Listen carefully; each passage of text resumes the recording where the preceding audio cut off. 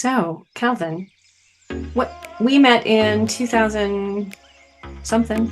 At the first meeting science symposium in Sweden. Is that going to be 18? I bet it's going to be, or maybe even 17. It actually seems a long time ago because everything was like pre-COVID, you know. Right, in the before times. So we met in the before times. Um, and I think either I hadn't written my book or it was brand new. And your work was kind of nascent, like you were just launching the first versions of meeting quality. What did you believe then about meeting measurements and how that would change meetings? Yeah, so I thought that we could measure some things, and it didn't really matter what it was, and then someone would actually look at those measurements and use that to improve things. And how wrong that was.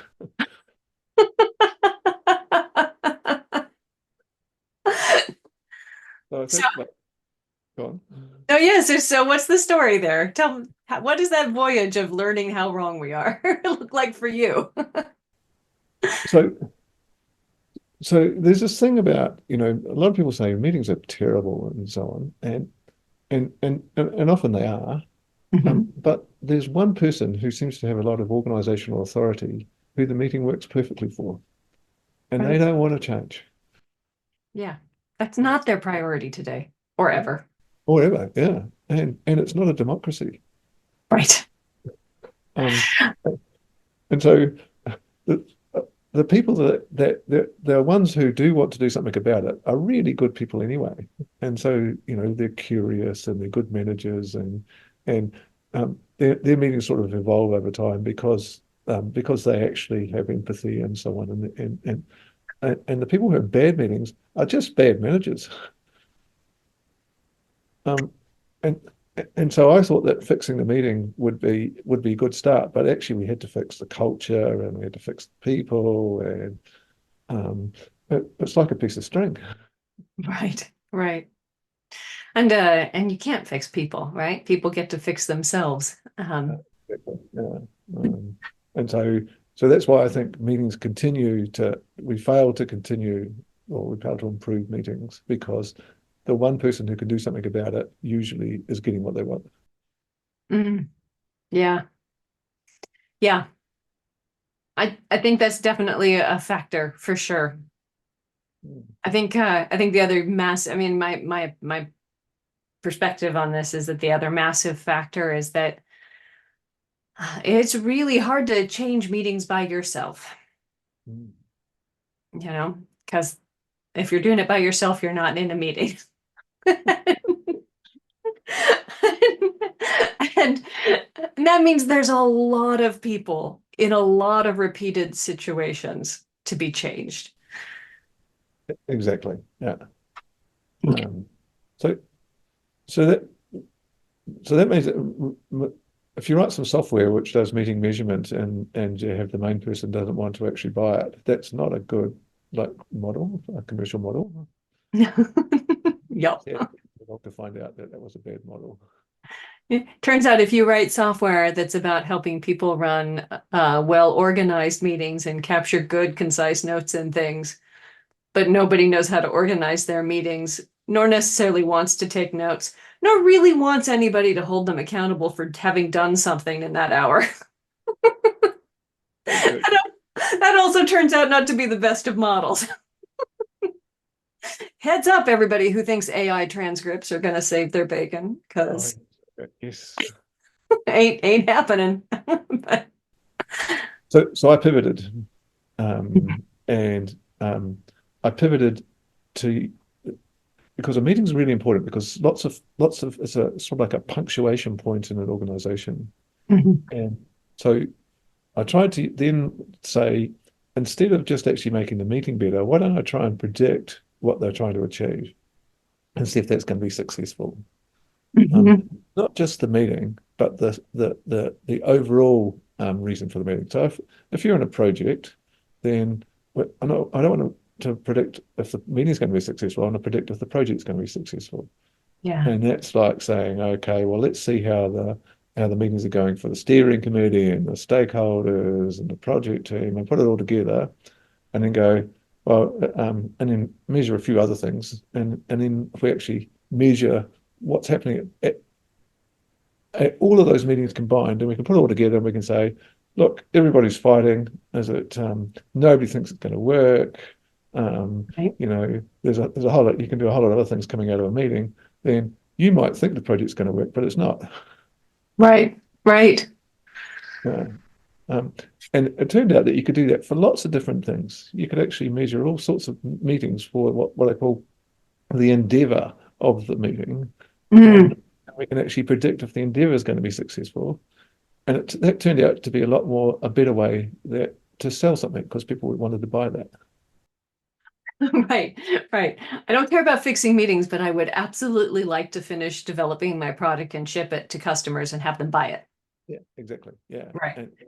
And, I, and I want my team to stay. I don't want them to like be quitting and having to rehire them all the time. Right. Like all those things. yeah, exactly. And so and and we can pretty much predict, what the productivity of people are doing, and, in terms of a self-assessed productivity, how that's going, and, how sustainably they're working, and all that sort of Mm. thing. You put all that together, and we can pretty much predict when people are going to leave the project. Right, right. So do you find that if you measure those things and you make them visible and they're clearly related up to the higher endeavor, that then people pay attention to and improve their meetings? There's a byproduct there of that. Um, So one of one of the other things is that, and I was a little bit flippant at the start, but I thought that, if we provided that information to somebody in an organization, they would look at that information and that they would actually do something about it. Hmm. But it turns out that you actually need help. Hmm. And there's sort of like this hierarchy of things where, um, you know, people inside a meeting can fix some of the things inside a meeting, and people inside a project can, or whatever the endeavor is, can fix some of that, but not all of it. Some of Hmm. it's down to the culture of the organization and so on. And so what I found was that I actually needed to work with consultants who could actually help the organization um, improve, and um, and that was like, I mean, quite a big thing that I had to change relatively early on, which says that, like, I remember, like early on, one of the people we were working with, they said, "Oh, I've got all this information here, and what do I do next?" And I'm going, "Well, your project's failing. Is it, you've got, you need to fix all these meetings." And they go, "Well, how do I do that?" And you went, that's not my job, man. Exactly. So yeah, and it turns out there's a lot of people around who have the skills to do that aren't in the organization. They've all got slightly different skills, and a lot of times is that um, just the Hawthorne effect will actually, of someone coming in and helping, will just make things better. Yeah. Yeah. Well, one of I've done, as you know, many meeting improvement and transformation projects with clients over the years, and I have learned to do less Yeah. because often they actually know where their problems are and have ideas for solving them. They just need the time and permission to do it, Yeah. right? So you're right. That's yeah. uh, that Hawthorne effect of having somebody in the room or just facilitating the opportunity um, has the biggest leverage. Um, um, the other interesting thing is that is what people are trying to measure, and that's sort of changed over time as well. Um, Mm. um, so um, but let's sort of think. Um, so obviously during COVID and so on, there was a big talk about productivity and working out what people are doing from home and all that sort of thing.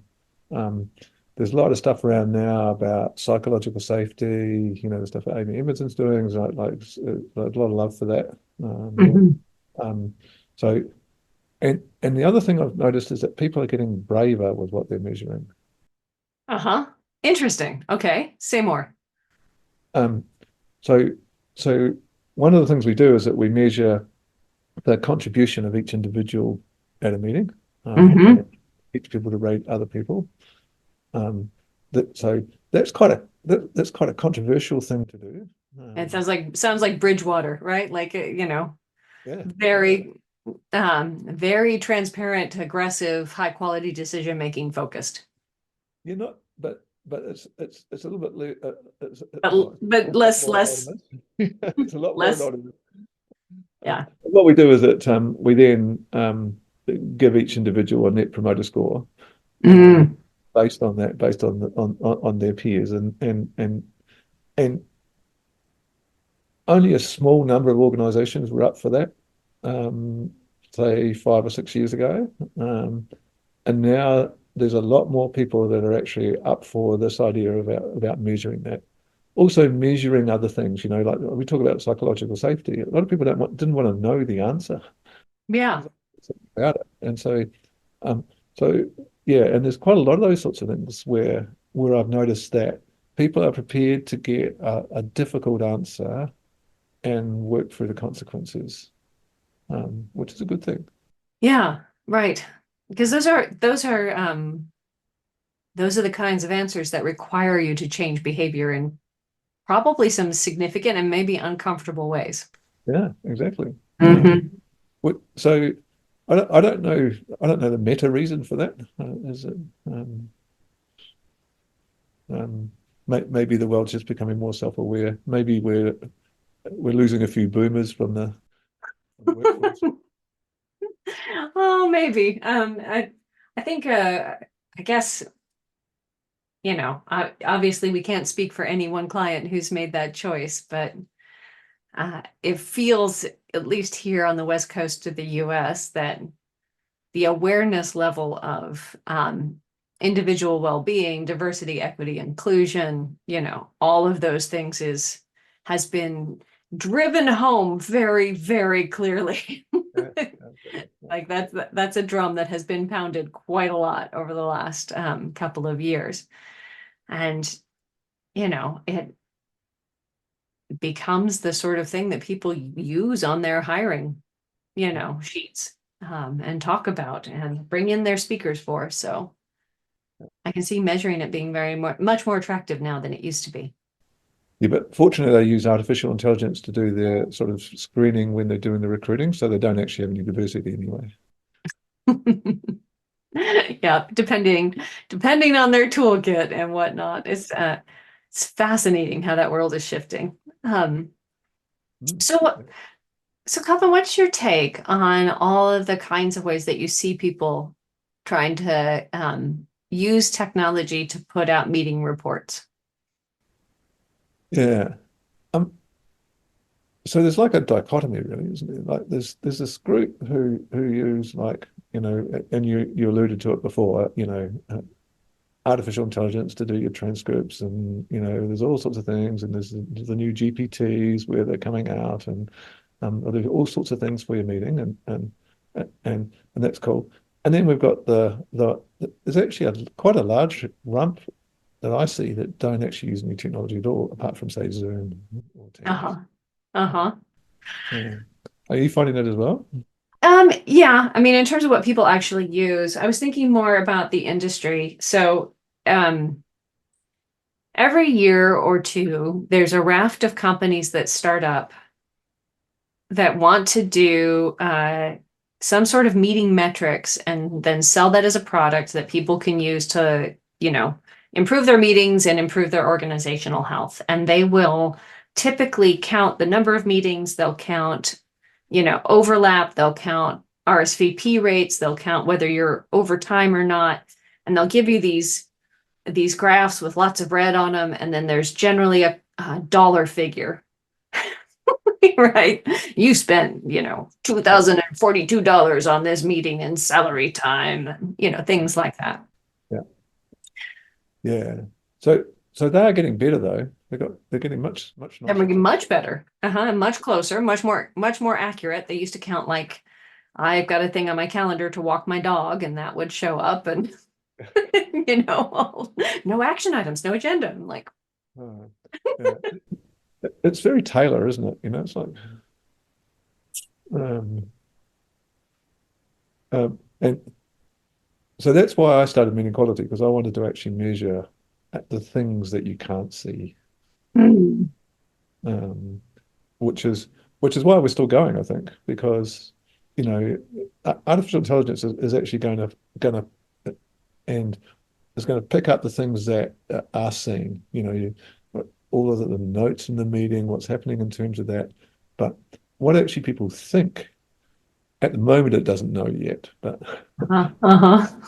and and I think there's that niche is still there for us to be able to look and see what people are thinking, Mm-hmm.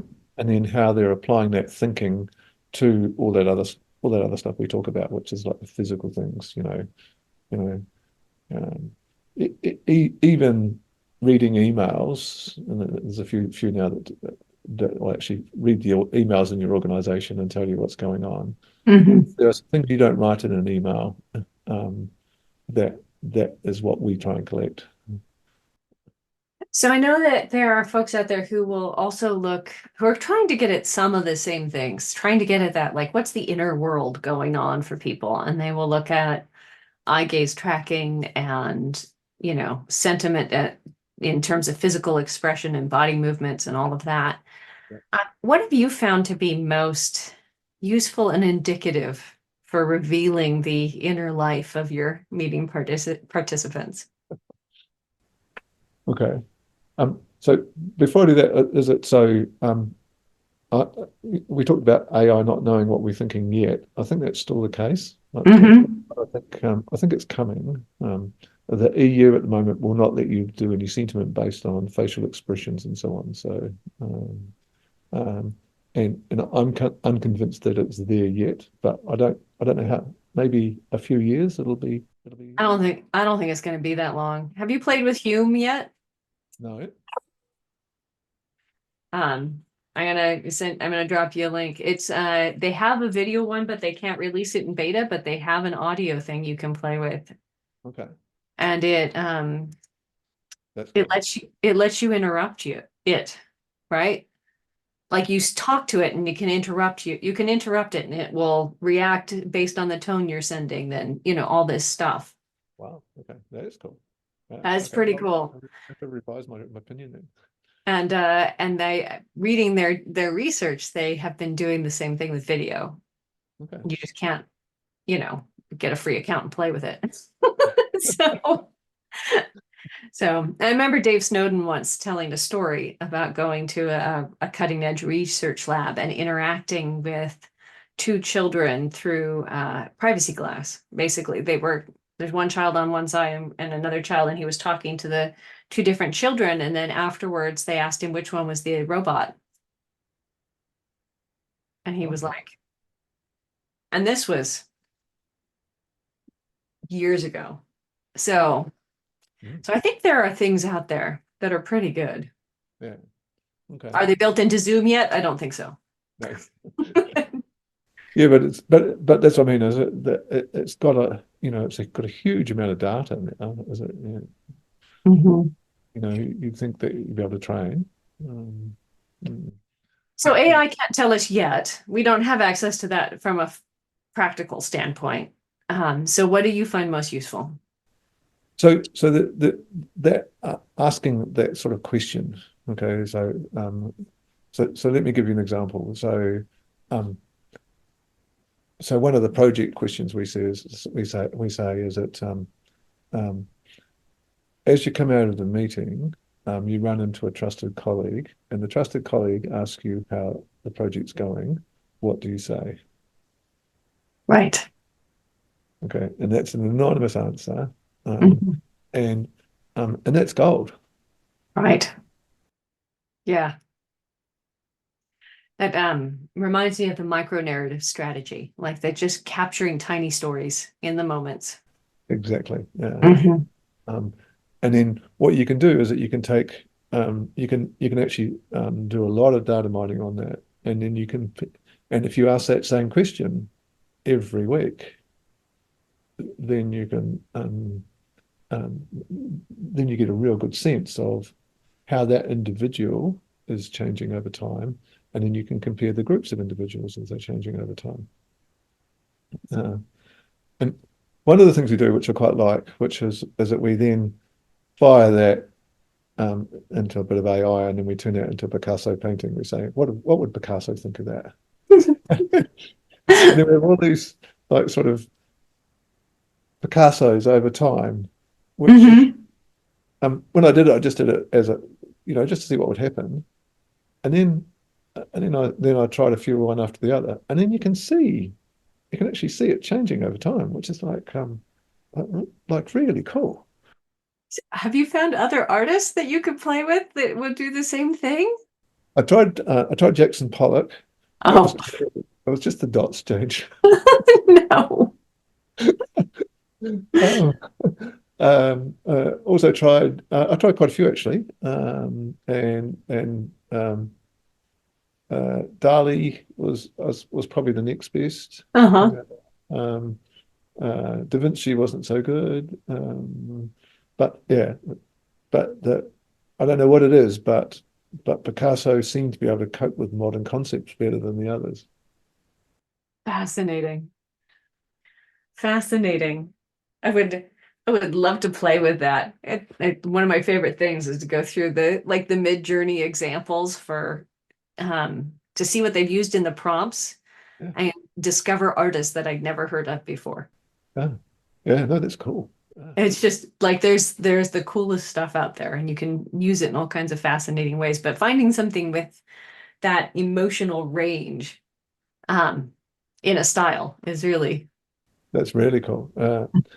So, I mean, there's actually an important point with this because, you know, all the stuff we used to do, early stuff was we'd actually draw a graph and we'd tell you you're 75% on this and 25% on that. And there are groups of people who don't want to know that they don't want to know a number. They want a non-numeric way of working out how things are going. right. Well, and I get that, right? This pizza is 25% better than the one I had last week. Yeah. What the hell do I do with that? Right? What do I do with that? Is it too spicy? Is it too crunchy? Is it, what are we doing here? You need that feel.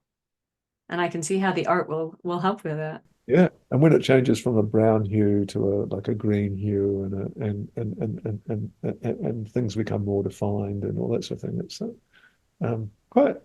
quite interesting. That's cool. That's cool. So what else? What else in measurements? So the magic question. Yeah. And it's actually a small number of questions asked often. Mm-hmm. And so I have this thing where if you're asking some questions, you have to be able to scroll to the end of whatever you're asking only once. And you have to take less than a minute. Okay.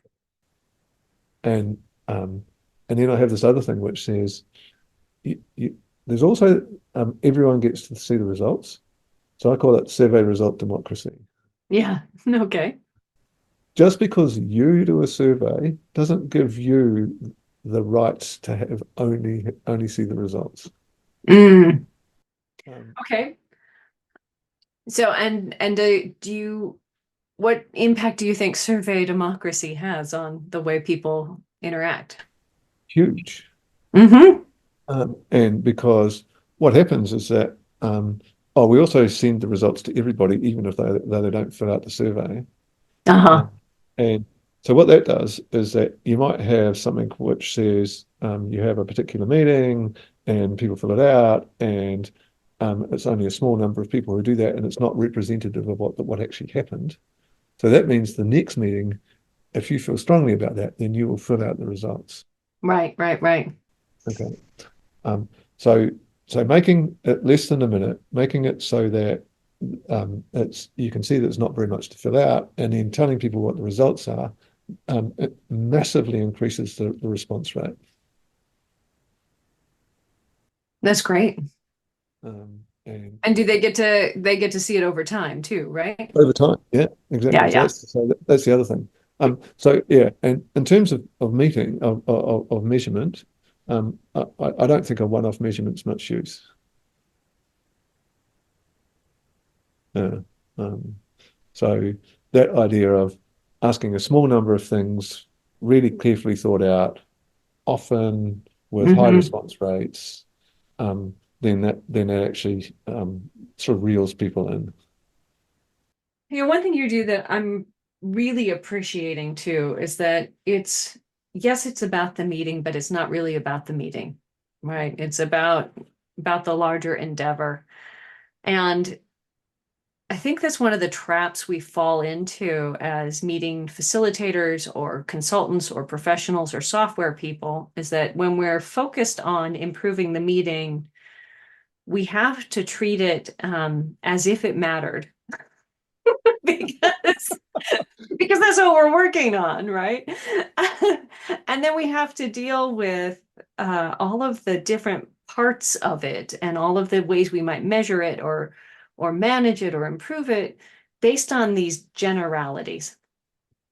Right. So you'll hear people say things like, um, well, we need to do this because there might be introverts in the room, or we need to do that for the people who are dominant, or treating people as if people are just personality profiles from a big five test or a Myers-Briggs or something.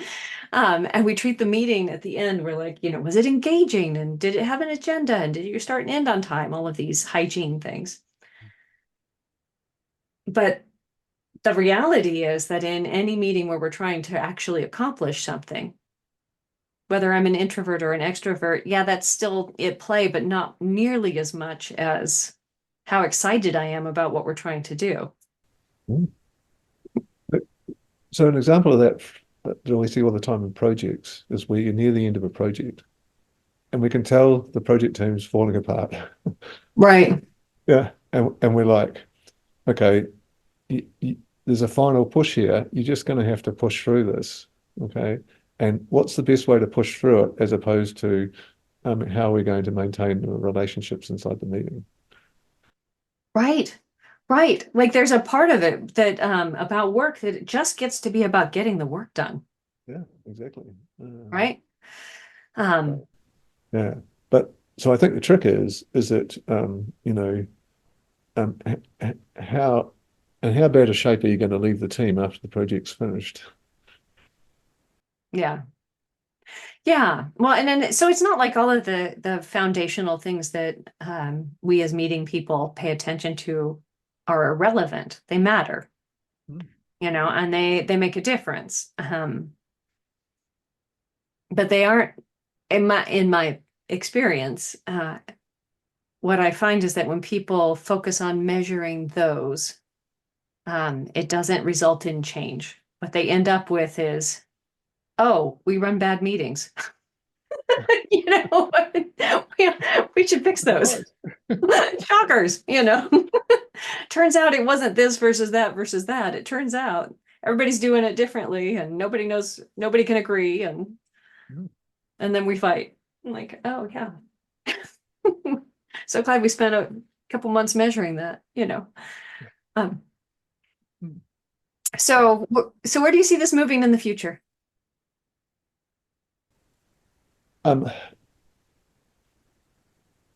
so there's this really interesting thing about what's happening with AI because everyone I talk to says I'm going to get some AI and I'm going to improve the processes that I'm working on and it's going to interface with you and you're going to work with my AI and I'm going to AI.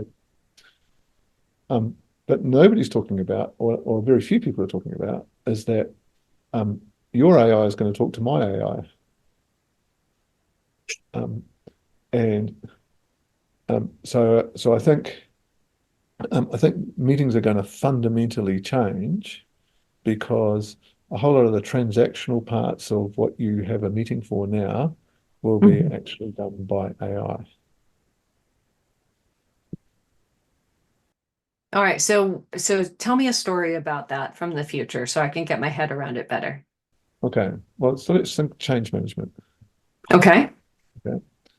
So at the moment with change management, you might use the ProSci model and whatever it is, and or one of these models which says, okay, and I'm going to have to do all of these things to, okay, let's say you're putting in a new IT system, okay, and Okay. you've got a Hmm.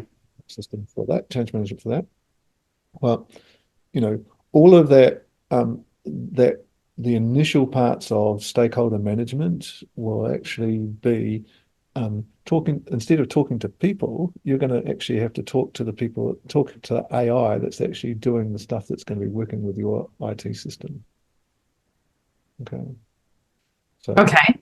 so just think, think you've got these agents that people are talking about, and the agents, you tell your agent, at the moment, you're going to tell your agent to go and write a purchase order. Hmm. As that example. We, so we no longer need to actually do any of the change management associated with actually writing the purchase order. We just actually have to have someone or an AI piece of AI, which is telling your AI, which is dealing with creating purchase orders. That's what you need to do in the future. So what you're describing sounds like the 10-person billion-dollar company idea. Yeah, I'm thinking one, but anyway, yeah, 10. Yeah, I know. I was like, wouldn't it be nice to have a couple friends? Um, yeah. So I'm that $1 billion one person company, except for the $1 billion part. Just just need more AI agents and then you're there, right? Yeah. Well, yeah, exactly. So I'm actually pre-unicorn. Actually. Yeah. You can be a zebra. You can be a Yeah. zebra. Yeah. So yeah. So anyway, so what do I think's coming?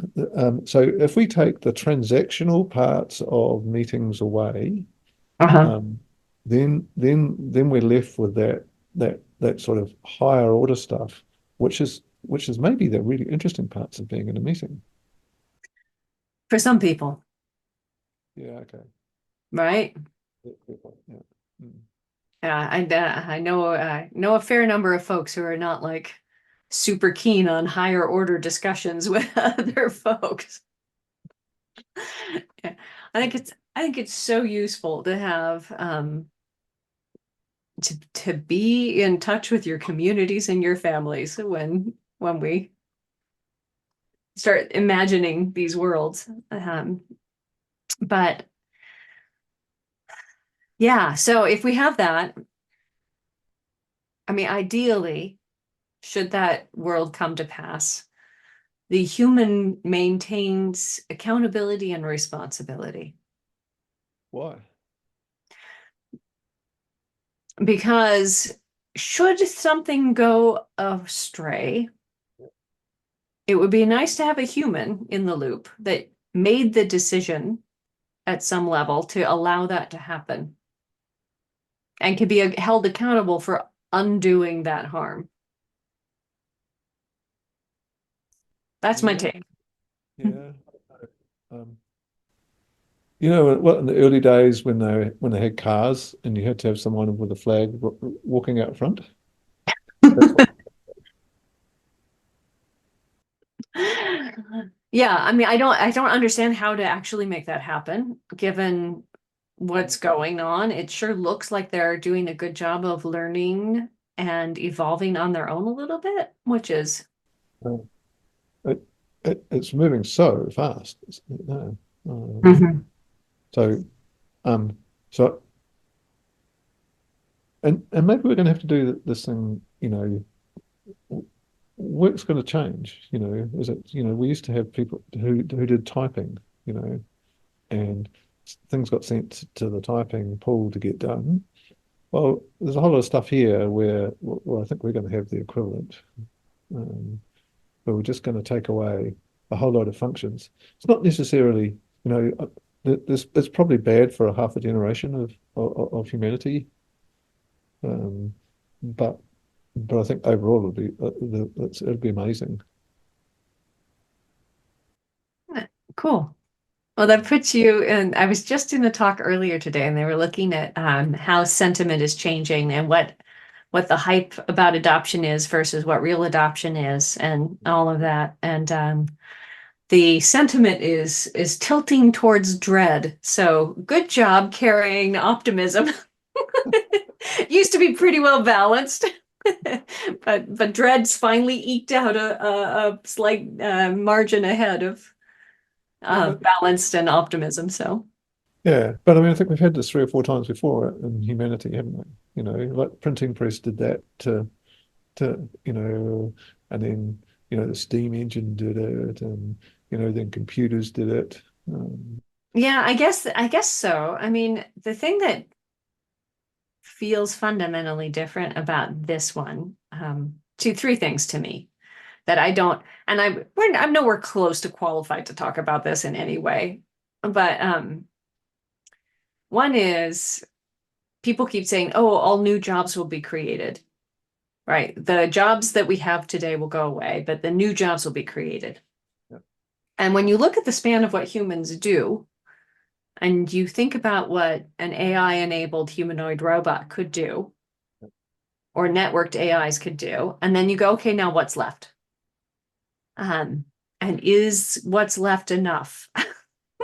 You know, and what might be new that isn't, and what all I can come up with is serving the AI and or extraplanetary something, or something like that involves aliens and spaceships and or higher level consciousness. Maybe we evolve and transcend, um and then you take the potential for it to do so much, and then you contrast that with energy requirements and cost of getting it to do so much. So there's a significant challenge there in terms of distribution.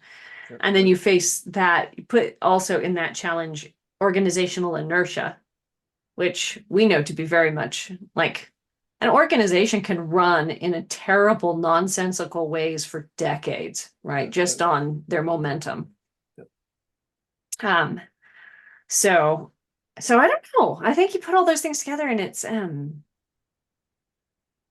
it will be an interesting fumbling towards the future. So I think that humans will value things that we don't know now more, and so that will create the opportunity for people to invest and make money in that, and they'll pay to get whatever that is, Right. and so I'm confident that we will create another economy around some wants that we have, that will generate new jobs. Good. Well, we'll have to check in again in about like 15 years and see. Like, I'll have my AI diarize that now.